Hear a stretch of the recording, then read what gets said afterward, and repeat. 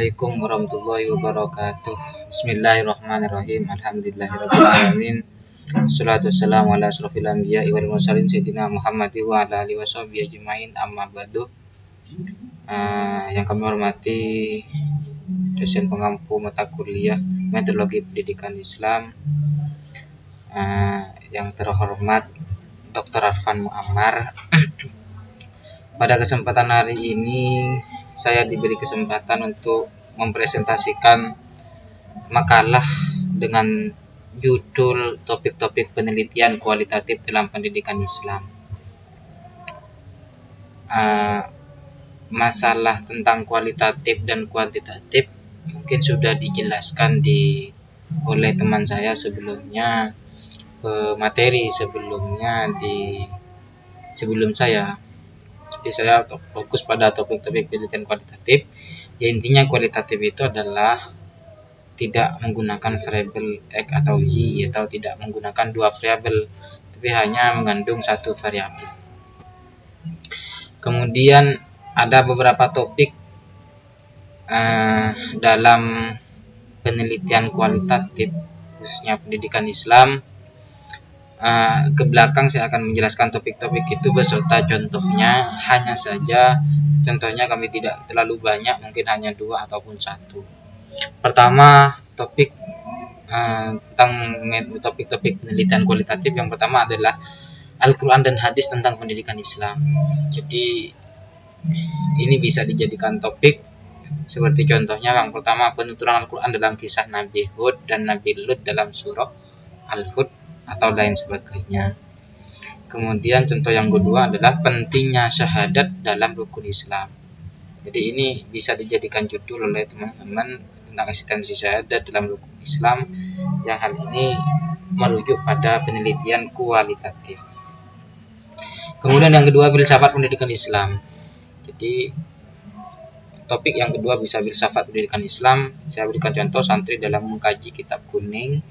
Yang kedua, nilai-nilai nasionalisme santri Pondok Pesantren Mamulung Kota Batam. Kemudian yang ketiga, sejarah pendidikan Islam.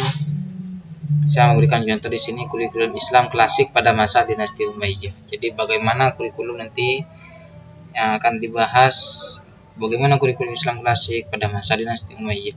Itu bisa dijadikan judul penelitian, yaitu topik penelitian.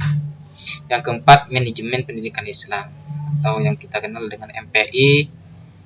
Yang pertama bisa dijadikan landasan, contohnya ketercapaian rencana strategis. Atau yang kedua, peran kepala madrasah terhadap bla bla bla, itu bisa dijadikan kepala madrasah terhadap optimalisasi guru, itu bisa. Jadi kepada dalam meningkatkan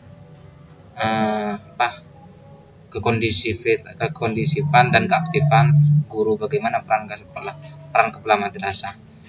Nah, itu bisa dijadikan topik. Kemudian yang kelima, kurikulum pendidikan Islam.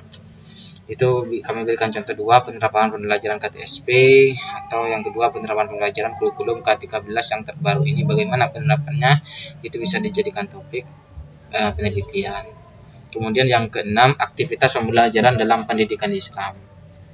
Bisa nanti saya berikan contoh peran guru PAI dalam meningkatkan nilai spiritual. Jadi bagaimana peran guru PAI dalam meningkatkan nilai spiritual itu. Kemudian pola belajar di SMP atau SMA dalam mata pelajaran PAI. Jadi ini bisa dijadikan topik juga. Kemudian yang ketujuh, tokoh dalam pendidikan Islam. Seperti yang pertama, peran Kiai Ahmad Dahlan dalam pendidikan Islam, khususnya bagaimana menumbuhkan, mengembangkan, kemudian diteruskan oleh generasi selanjutnya. Itu bisa dijadikan topik dalam mengkaji tokoh dalam pendidikan Islam. Kemudian kontribusi, ini saya beri contoh Raden Kiai Haji Muhammad Thohir Zain dalam meningkatkan kualitas pendidikan Islam di Pondok Pesantren Kota Batam. Bagaimana kontribusinya, bagaimana peran dari seorang tokoh Muhammad Thohir Zain ini, Kiai Thohir Zain ini, dalam meningkatkan kualitas pendidikan Islam di Pesantren Mamulung Kota Batam. Dan itu tadi mungkin yang dapat kami sampaikan. Terima kasih teman-teman. Secara singkat, insyaallah padat. Akhir dari saya, Assalamualaikum warahmatullahi wabarakatuh.